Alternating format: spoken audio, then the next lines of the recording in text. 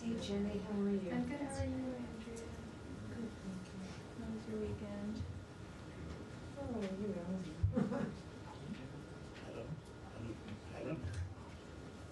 Now? It's good. No, I'm in the State Department. I'll be back in half an hour.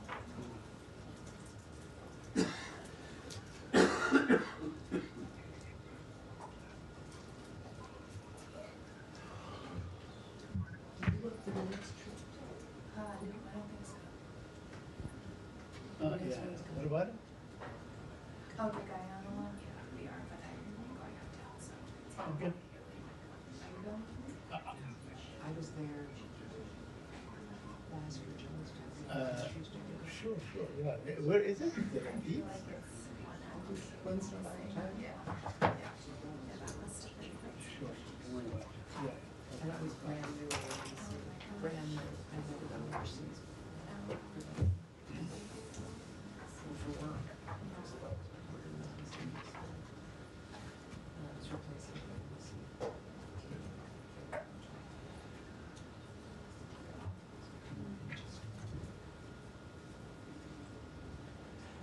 leave us out. Were you in the deep end for career being on a deep end, I guess? Throwing you in the deep end for career being pushed into the sun.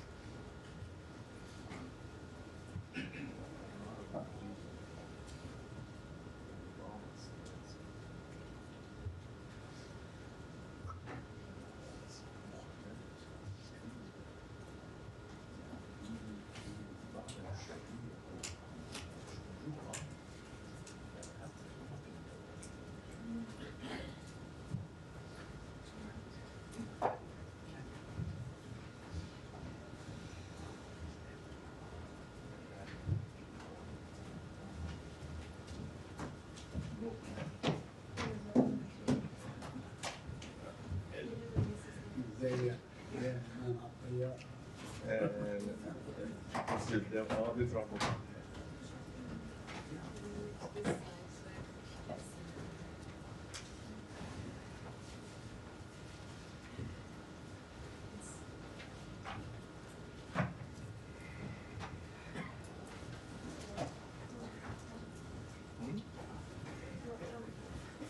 I'm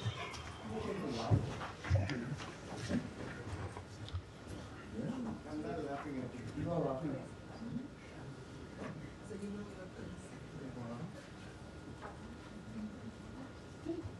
I'm laughing at you.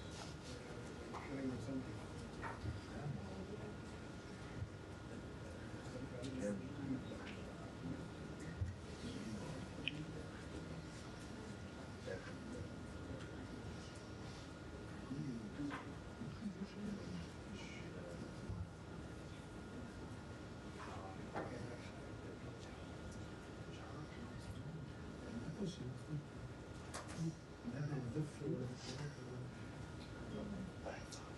Yeah. No. Since they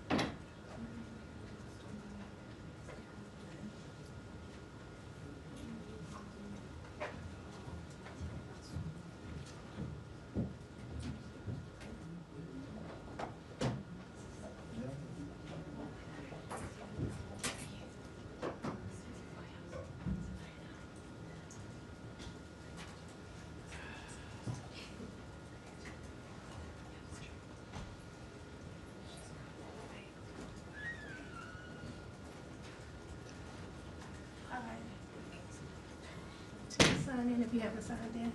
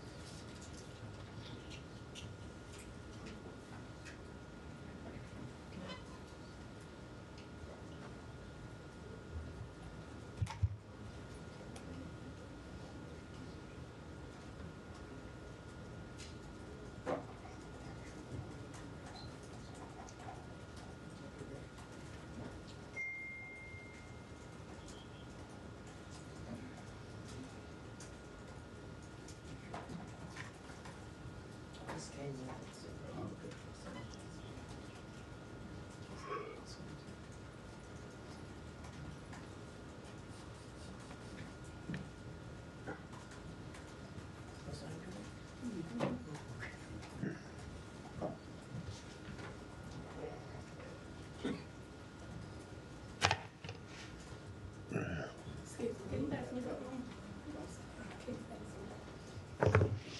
Take it back. Oh, you want that? Yeah, thank you.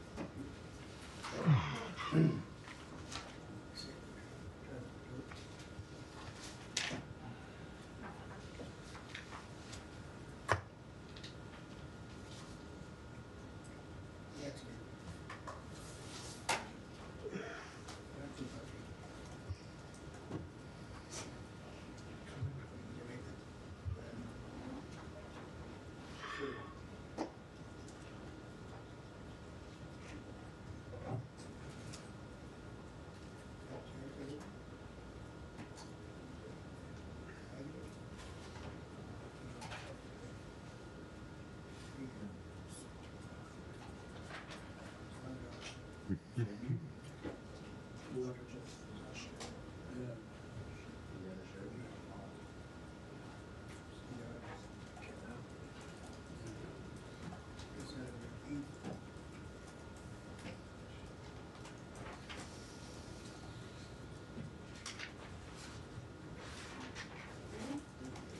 sir.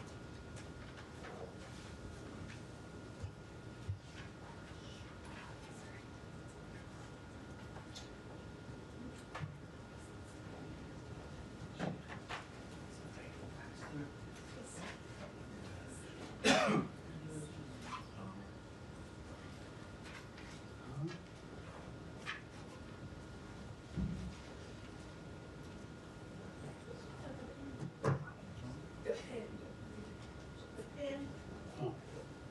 Is it this one? I think everybody has it. I'll give it to you.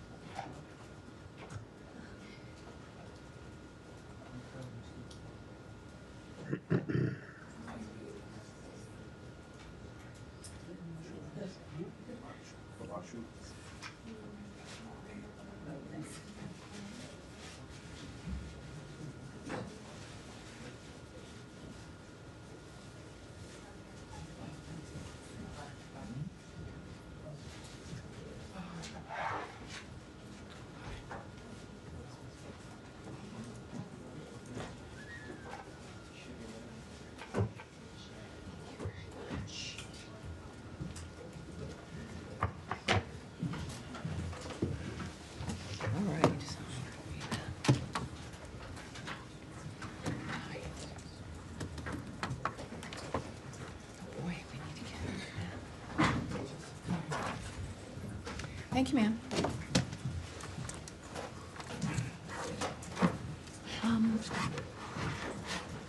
You know what I'd like to do here?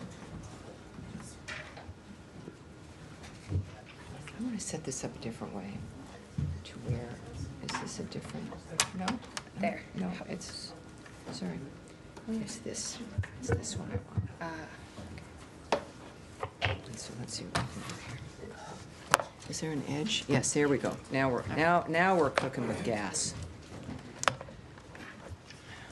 Thank you, everyone. How are you? I looked up at a couple of my briefings and noticed that I looked a bit too much like Pete Bogman. So I got a haircut. It's funny when you look at, you're so busy and you look around, and I thought, oh, this has got to be a little bit better. So that's what I've done. All right, thank you very much for joining us. Another full room, and I appreciate that very much. Lots going on, obviously. Let's start, though, with an announcement that many of you know already. Secretary of State Marco Rubio will travel to Jamaica, Guyana, and Suriname March 26th through 27th to advance President Trump's foreign policy priorities in the Caribbean. While in Jamaica, the Secretary will hold bilateral engagements with heads of state from Barbados, Trinidad and Tobago, and Haiti.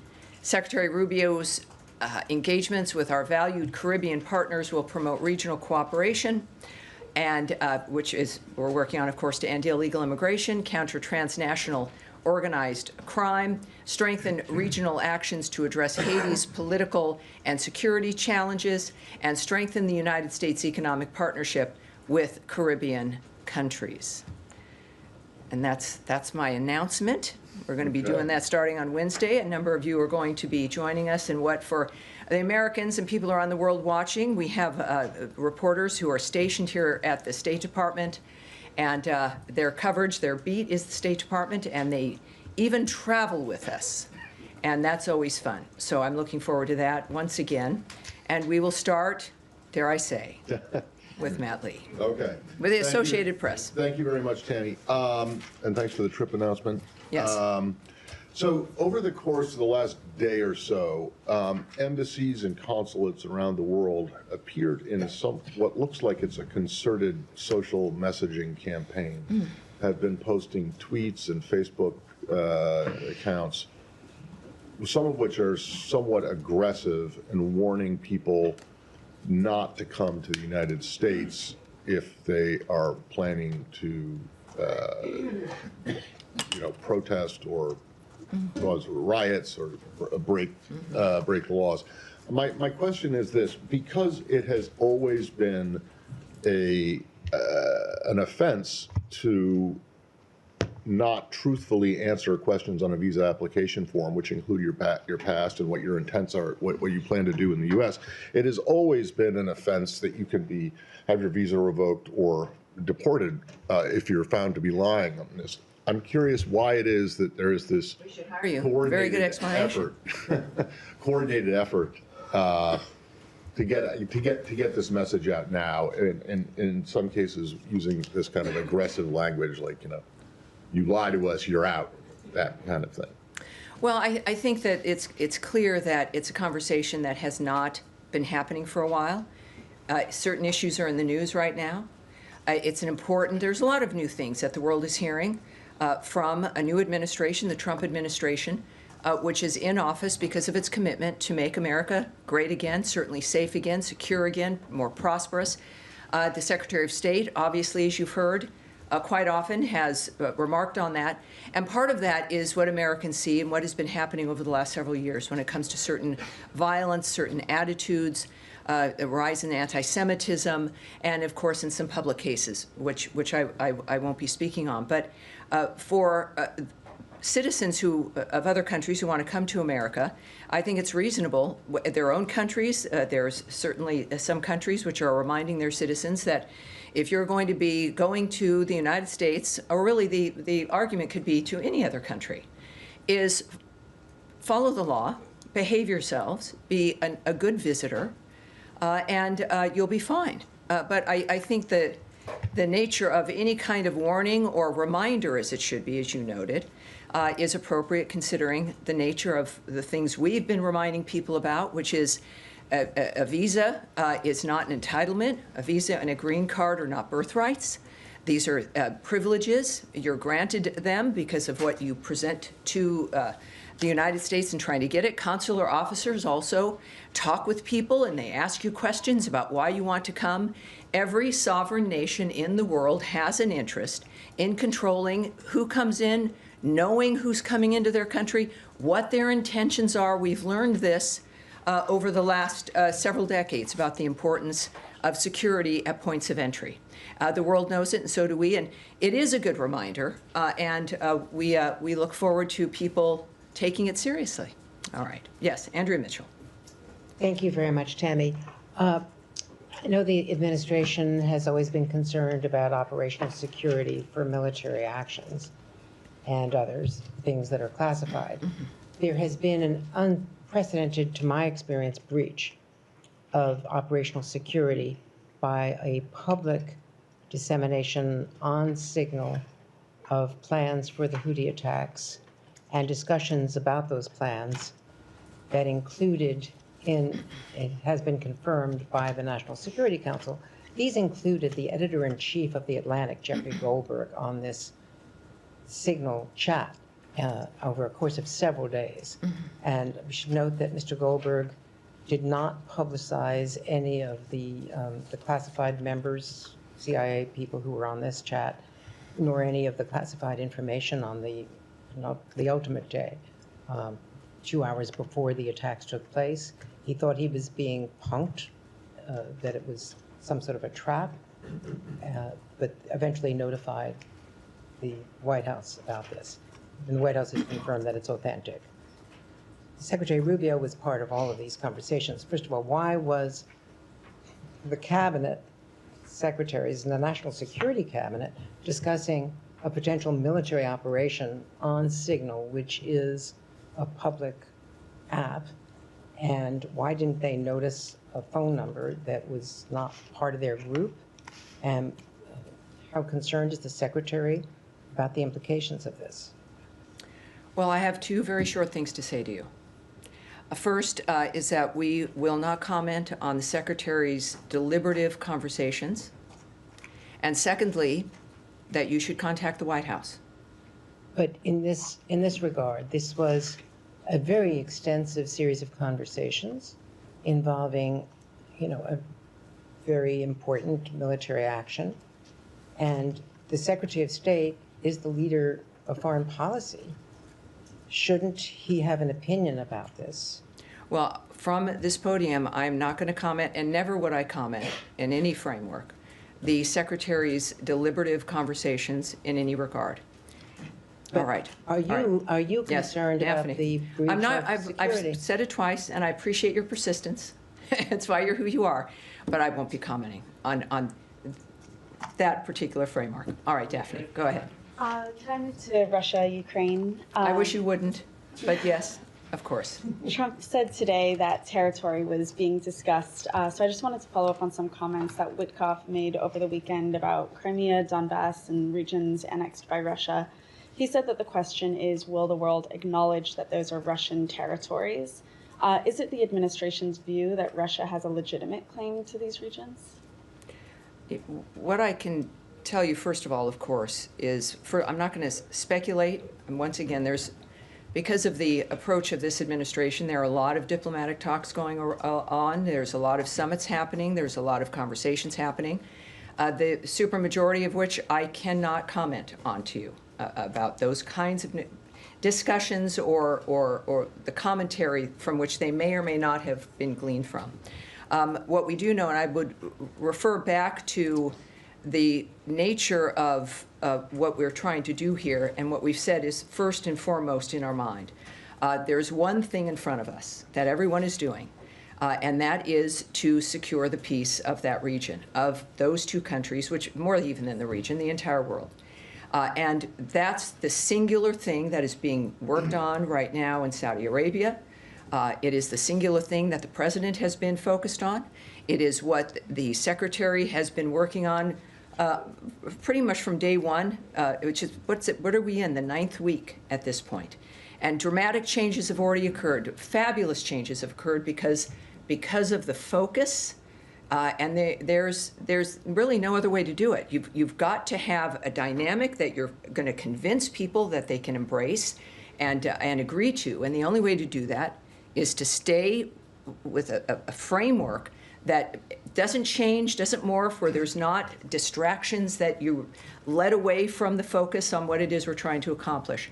So that's what we're dealing with in this regard, and I think just a reminder that until there is a ceasefire, a full ceasefire, that's when, as the President has noted, and certainly the Secretary, that until there's a ceasefire, that's when we can then discuss the differences in what proceeds after that when it comes to an enduring peace. Yes. Thanks, Tammy. All Can right. I switch to the Middle East, or did you Well, want do we have any more Ukraine, Russia? Yes, sir. Go ahead. Thank you, Tammy. Just to follow up on the question my colleague asked, I understand you don't want to comment on Witkoff's comments. Some of them, are reflecting Russian viewpoint. Ukrainians do appreciate this administration's effort to solve the problem, but they want to trust you. When they hear what we heard during the interview, how do you want to build that trust on the Ukrainian side? Well, I think that this is why I urge people to look at the nature of what we're accomplishing here and what the end result is. It's not a TV show. This is people working to get to an end result that everyone agrees with. There's no one in the world who wants any of this to continue. There's the people involved, the innocent people on the ground, the world itself. We know all of this affects each one of us. Multiple countries are involved in one fashion or another, and this is about getting to an end point that the world has agreed upon and that all of us agree upon, and we can talk about other interviews or what someone might say, but the fact is, it's even when the secretary's been asked about whether he trusts Putin, the fact is, and I just go back to his point when asked about that, this isn't about trust or if, who you're dealing with and whether or not you like them or you don't, or what that dynamic is. The question is, what do you end with? Is it something that makes the difference in what everyone wants? Is it what we all agree on, and what is going to get us to that North Star of making sure that the slaughter stops? Again, we still deal with every day, even with this work. People that were alive yesterday are not alive today. People that are alive today are not going to be alive tomorrow. And the focus has to remain in that framework. And the only thing that brings us to that point are the conversations that are happening, the technical discussions now happening in Saudi Arabia, conversations between presidents, and maneuverings and negotiations and diplomatic conversations that get us to a point of peace. That is the only thing, when we think about the next day, that matters. And that takes us to that point. Now, on that point, may I also get your comment, your reaction to attack to Sumy region this afternoon? I'm sorry, to the what, sir? Sumy region of Ukraine got attacked. They targeted residential buildings, hospitals. Over 90 people got injured. 17 of them are children. Any reaction to that, please? All of us decry the impact. This is why we do the work we do on civilians.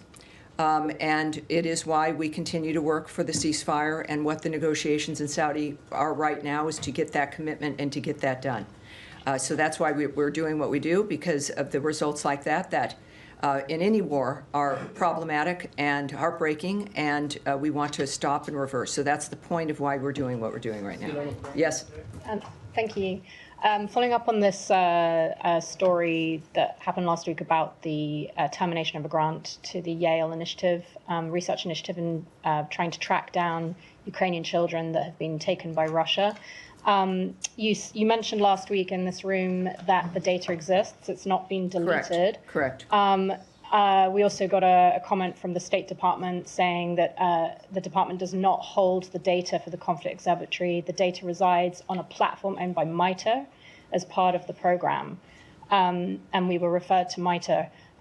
In terms of evidence of where these children have gone, and when you're dealing with courts of law, is this data something that, even if it's it's sitting somewhere on someone else's server like MITRE, is it overseen or controlled by the US government in terms of making sure that it's not being tampered with?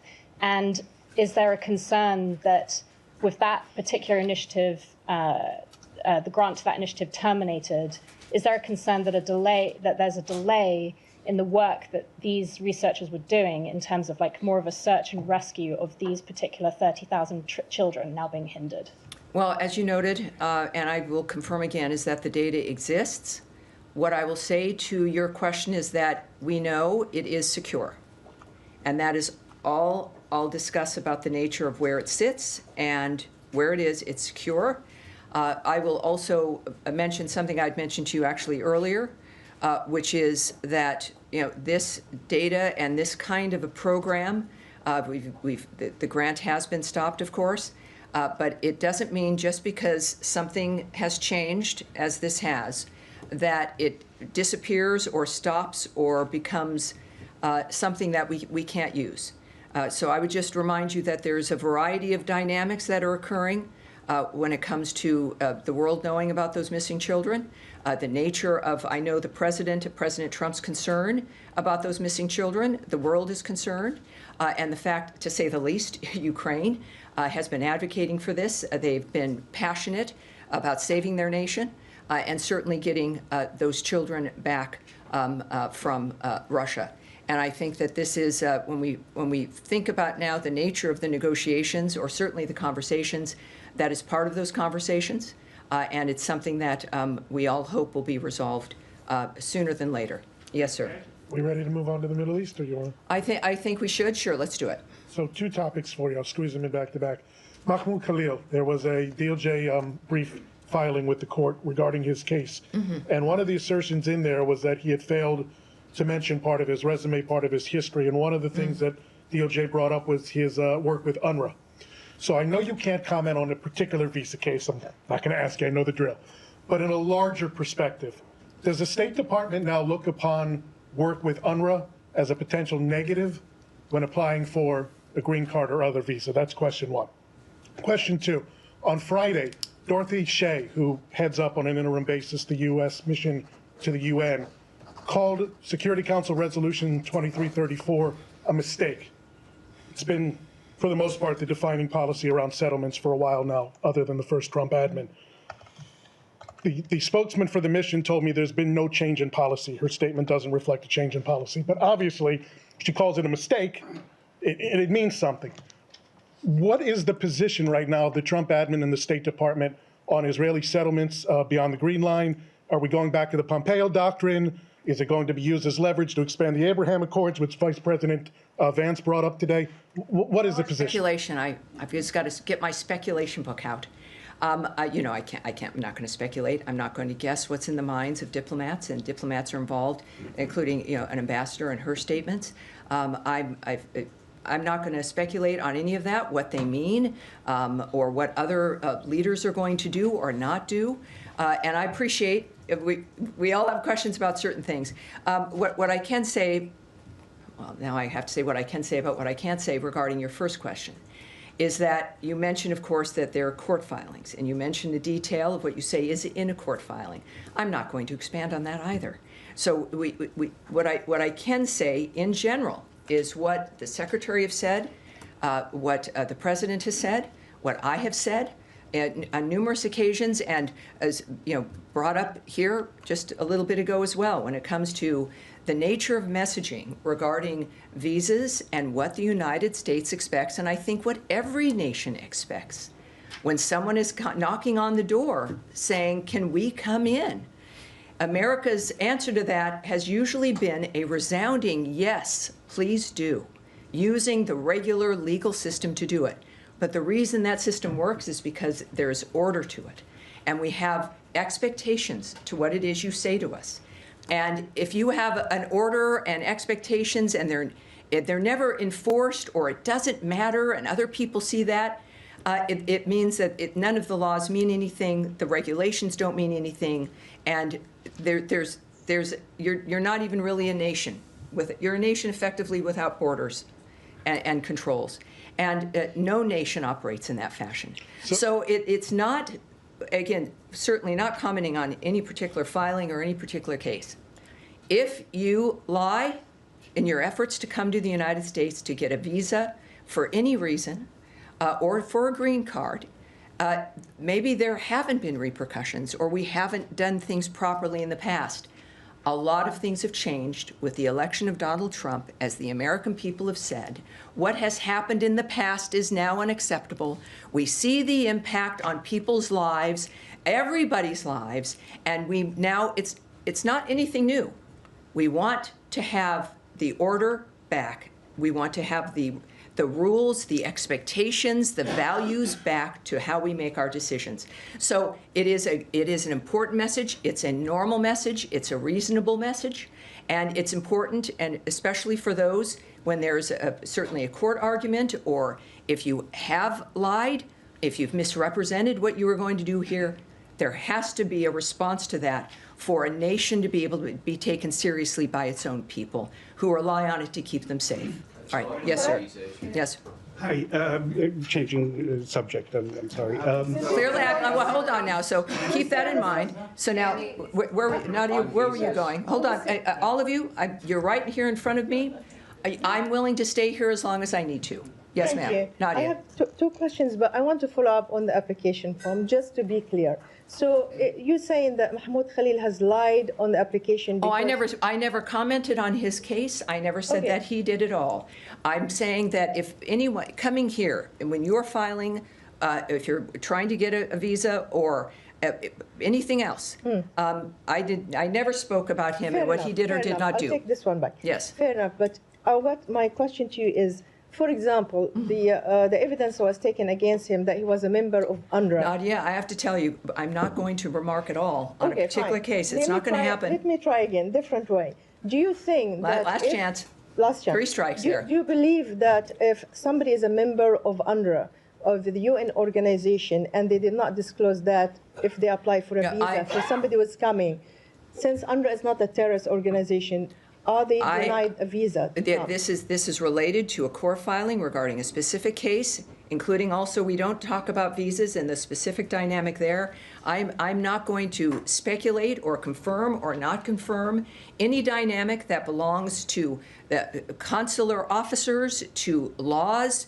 to court filings that occur, or to the visa process for individuals. I'm not going to do that. And so I'm sorry. I would love to be able to answer your question, but I can't. Yes. Okay. Yes. Go ahead.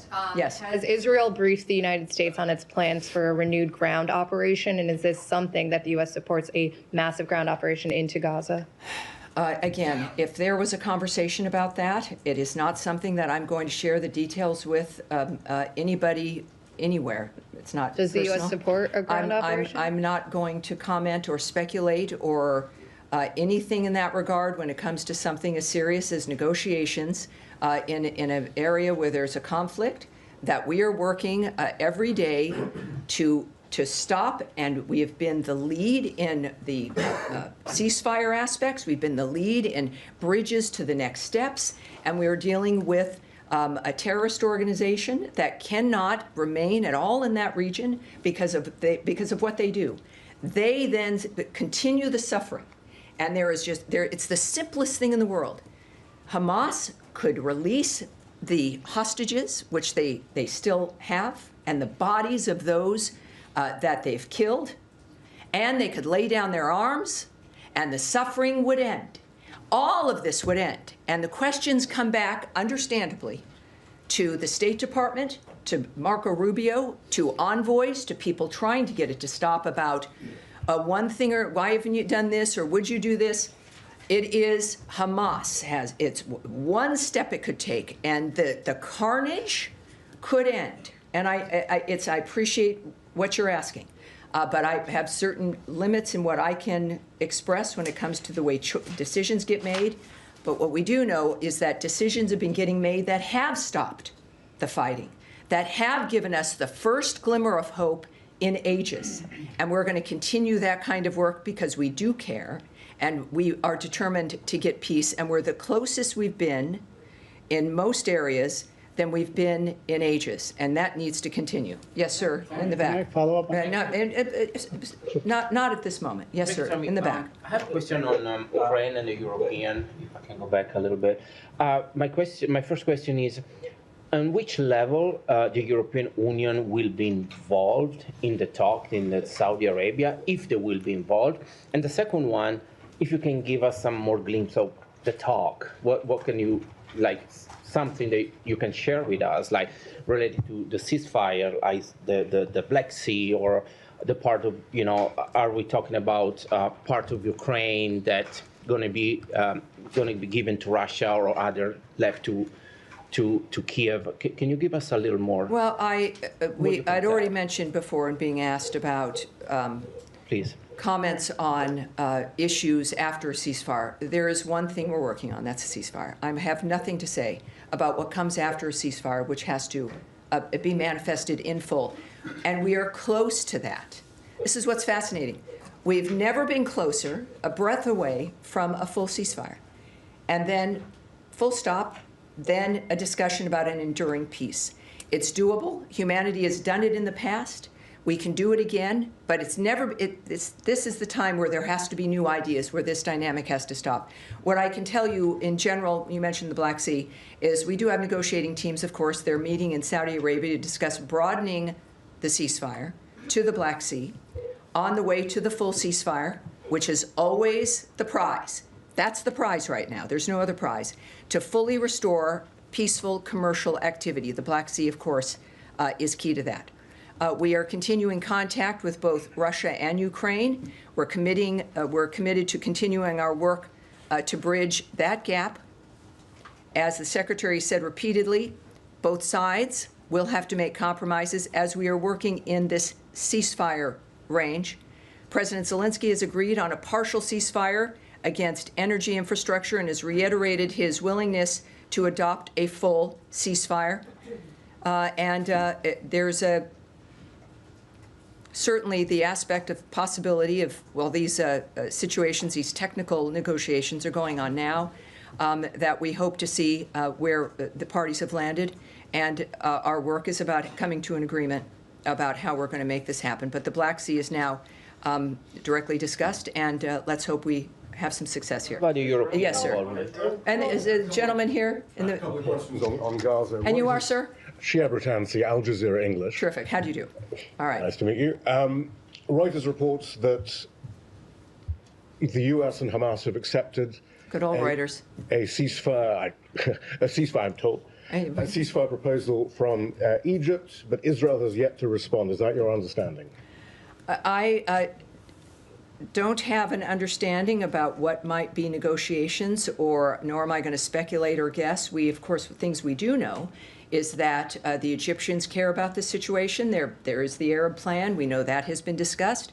We know how the Arab plan has not met the requirements of the Trump administration in a couple of instances, and when it comes to certainly Gazans and their safety in this process. No, I don't have a comment on that. The Israelis have killed 2 more journalists, Hossam Shabbat of Al Jazeera Mubasher, Mohammed Mansour of Palestine Today. That brings the number to 208. Each one was individually targeted. The IDF says they used extensive intelligence gathering and precise munitions. Shabbat killed in his car, Mansour in his house. The Committee to Protect Journalists has once again noted that the deliberate targeted killing of journalists is a war crime. Do you have any comment? I would say that every single thing that's happening is a result of Hamas and its choices to drag that region down into a level of suffering that has been excruciating and has caused innumerable deaths. And of course, their reaction on October 7th, when there was a ceasefire and people were living in some relative peace, they decided to break that with an atrocity that was just certainly the most Jews killed in a single framework than during the Holocaust. And we also, I can tell you, we stand by Israel and its needs as it defends itself through this period of time, as we also work with them so that they don't need to defend themselves from the barbarity of an entity that has destroyed lives for generations and continues to. So for everyone so many people who do so many jobs and who've lived different lives, and the children and the babies who didn't have a chance to seek their fortunes or their life dreams because of the barbarity of certain people who think that murder is the only way to move through life. Is it a war crime? And to I kill will tell. journalists?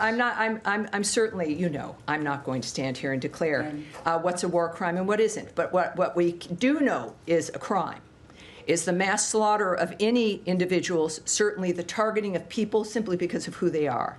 That Jew hatred is a signal regarding the barbarity and the nature of who it is you're dealing with. The world knows that if you don't stop it and don't confront it as it bears its ugly face, it will not stop. And that is part of what this world now has decided, that when we say never again, we mean never again. But the principle. All right, behind Nadia here. Yes, sir, go ahead. Thank you. So much, Tammy. A question on the Iranian-backed groups in Iraq and the Popular Mobilization Forces, PMF. The Iraqi parliament remained deadlocked over a law regarding the Iranian-backed groups with political division. And now, I'm sorry, when you look down, it's interesting. I know you all have microphones in front of you. Yeah. I can't hear you. So can you just repeat that again, Yeah, so of I can answer you properly? Yeah, my question is about the Iranian-backed groups in Iraq and the PMF. Yes. The Iraqi parliament remains deadlocked over a law regarding the Iranian-backed groups with political division. And the Washington Institute here in D.C. arguing that the law is less about genuine reform, but it's more about securing their role and their political and financial advantage for the Iranian-backed groups in Iraq. But my question is that how this administration assess the role of the Iranian-backed groups in Iraq. And the second question, there were reports circulating that this administration, including State Department, has requested the Iraqi government to dissolve the militia groups and the PMF. Have you made such a request? I can tell you a few things here. First, to strengthen Iraq's sovereignty, the government of Iraq must ensure it has command and control of all security forces within its borders, to include the PMF. These forces must respond to Iraq's commander-in-chief and not to Iran. We are also concerned that these Iran-aligned groups within the PMF, including designated foreign terrorist organizations, engage in violent and destabilizing activities in Iraq. We continue to urge the Iraqi government to rein in these groups and hold them accountable for breaking Iraqi law. The president has no higher priority than the safety of U.S. personnel, and he has made it clear that the United States will defend itself, its personnel, and its interests. So I hope that answers your question. Yeah, thank you. Yes, Saeed, please. Thank You've you, been. Tammy. Yes, Very of course. quickly, I have a couple of questions. One on. I'm not Gaza. surprised. Thank you. One on Gaza and one on the West Bank. On Gaza, I want to ask you about the humanitarian situation. It's been determined that over 97% of Gaza's underground water is unfit for human consumption, and it's being held. Are there, aside from possibly talks for a ceasefire, another ceasefire, and so on, are there any talks that you're aware of to get the humanitarian aid going, especially the water going? And second, I want to ask you on the West Bank, but I'll wait until you answer this. Well, this is why we want, and we're very disturbed when Hamas did not perform to make sure that the ceasefire could continue, that they did not do what they said they would do. So we know, of course, when it comes to the groundwater, of course, it's a crisis. It's exacerbated by the fact that you have a terrorist group that just doesn't care. When you think about the nature, we're concerned about groundwater. We know wherever you are and whoever you are, about what makes life possible.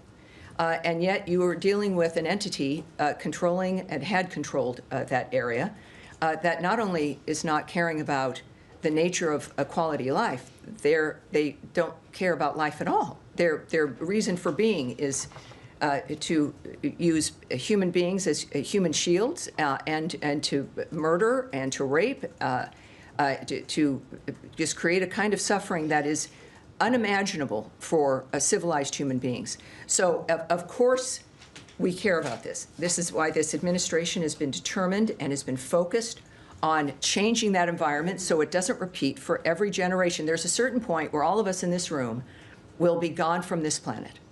And your children, or the people you know, and your grandchildren will be sitting in these chairs. if we can, as our generations, can try to please, there'll always be problems.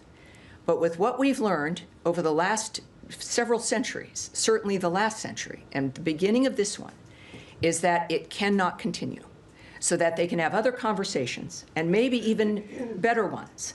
But that has got to be what we focus on, and I think that it's I don't want to just say it's not a given. But every time I see you, Saeed, you ask me questions, and I answer you in a similar way. And I believe I like you.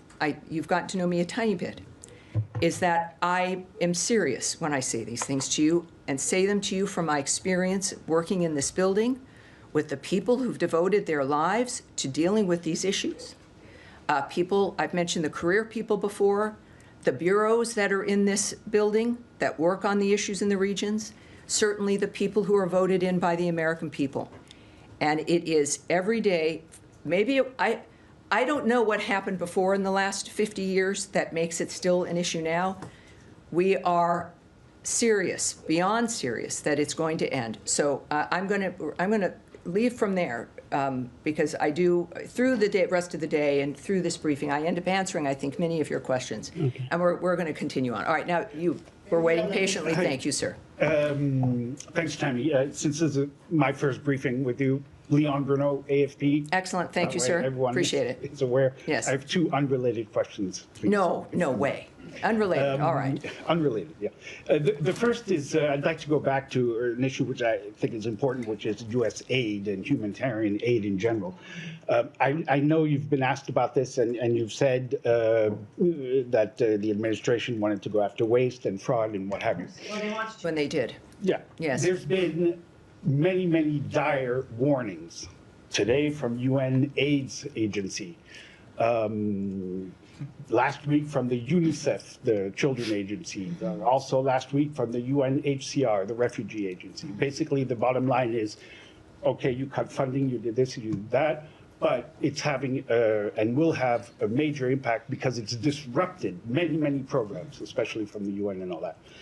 So, and by dismantling USAID, who are experienced in delivering aid, and there were thousands of people doing it, who is actually doing now the control, coordination, and distribution of whatever aid is left at State Department? Are you equipped for that?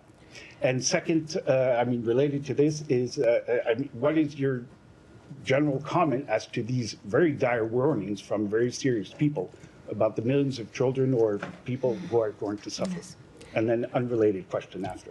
All right, thank God, because I was going to want to answer this one certainly first. And you haven't been here because we have been talking about this a lot. So I'm going to say something that everyone has heard in one fashion or another, which is a reminder that just because a structure has changed or stopped does not mean that the nature of our work in that issue has stopped. That because a certain building might be named something else, or a certain program has ended, or that a certain department is over or made smaller, does not mean that that's the reflection of our commitment to foreign aid or to helping the world. That is pretty much what America's done from the start, and we continue to do because it matters. But it will only work when we understand whether or not it is working to accomplish the thing that the people running it say it would accomplish.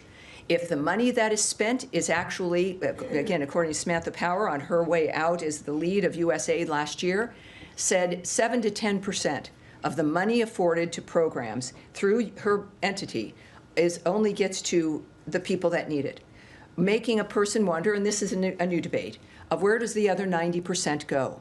So it is the height of irresponsibility to give people hope with spending billions of dollars, and it's not even reaching the people that you've told that it is supposed to go to. They don't see it. And you don't see the world getting better, do you? You see different things going on, but our expense of foreign aid increases, and you'd think if the foreign aid process was to work, the need for foreign aid would decrease, but it doesn't. It gets bigger and bigger and bigger. The Secretary has called it a foreign aid industrial complex, I think. And there is so much money that what has happened now is, in fact, a reform of this framework to make sure that if we're going to spend, as we have and will likely do in some fashion, billions of dollars to help the world. Damn it, those billions of dollars better help the world. That is the basic standard. So there is disruption. We understand that. But it doesn't mean everything has come to a halt. It doesn't mean it ever did or that it will in the future. Our commitment to foreign aid remains. And just because how it used to look, what it was before is gone, it means that it's going to just look differently. And it will be more efficient. And the waste, abuse, and fraud, which in the beginning of your question, you said in a little bit of a snarky manner, I sometimes am snarky as well, that was like what was said is that we wanted to deal with. Why else, I can say this for this administration, I think, for this State Department, why else are we here? For us, it's to fix this thing. It's to make it really work. It's to make it work for people and to fulfill the promise of what we're supposed to be able to do and not just have the facade because of a building or because of giant grants and money. So it is, it's disruptive. Again, it's foreign aid is not going to stop, not by any means. And the form in which it takes and what we expect for it to align with what's important to the United States, it is the taxpayer dollars. What's important to us has made us the best country in the world and everybody wants to come here, and that we're able to help the world because that's what this nation is, and that's going to continue. But it wouldn't be able to continue if this nation did not look seriously at where the money was going and the amount of waste and fraud that has existed. But there were thousands of people who were dealing with this. Who is actually dealing with it at State Department? You have the manpower to do there it. is State Department, the United States government. It's a very big entity. And there are people, not just, I talk about this with the ceasefires and the negotiations and foreign aid and everything else. Because you don't see it and it's not in front of you doesn't mean it's not happening. It is an operation around the world that is the biggest in humankind. So I'm going to move on from that because coming now to each of the briefings would be good because you would have heard these answers beforehand. Yes, Andrea, let's get to some people in the back who've had their hands up. Glasses on, please. Yes, sir. Go ahead. I have a question back to the West Bank. I'm wondering if you've seen reports that the co-director of the Oscar-winning film No Other Land was just beaten by settlers and taken from the ambulance from which he was carrying. If not on that particular, there's been a spike in settler violence in the West Bank over the last 15 months. How concerned is this State Department about what we're seeing in the West Bank? Well, I'm going to check any loss of life or people being harmed, certainly we decry, and that's something I'm going to want us to go back and check on, and I'll do that. But obviously, how concerned are we about violence? By settler violence against Palestinians. When it comes to the issue of violence, I think this State Department, this administration, and as I've been working here, and certainly as an American in general, it's obvious, without my going through a soliloquy again, that we care very much about that and want it to end. Yes, ma'am, in the back in purple. Thank you so much. On Israel, Ayşenur Ezgi Egi, who is an American Turkish activist, was killed by an Israeli soldier on September 6th in the occupied West Bank while attending a protest. More than 6 months have passed since the U.S. government called on Israel to investigate her killing, but there has been no action and accountability until this date. So I'm wondering if the administration pursuing justice and accountability for Ayşenur and other Americans who were killed by Israel, and would you support an independent investigation into her killing as demanded by Ayşenur's family? Because of the world we live in, often I have to say we decry the harming or the injury or the killing of anyone. But when it comes to the nature of what Israel is doing, obviously I'm not going to speak to the nature of the choices they've had to make in what is clearly one of the most difficult times in their history, in the history of everyone in the region. But what I will do, let's go back. Let's make sure we follow up, Heather, on that particular issue, and we'll take it from there. That's where we're going to go. And in the back, did I hear JFK? Because interestingly, no one we haven't brought that up yet. So let's give that a try here. Who is JFK? So who keeps saying JFK? Excellent, thank you. In the back? All right, let's do it. JFK assassination is obviously back in the news, and Jefferson Morley of JFK Facts was on Bill O'Reilly's show, analyzing some of the documents that the Trump administration has released.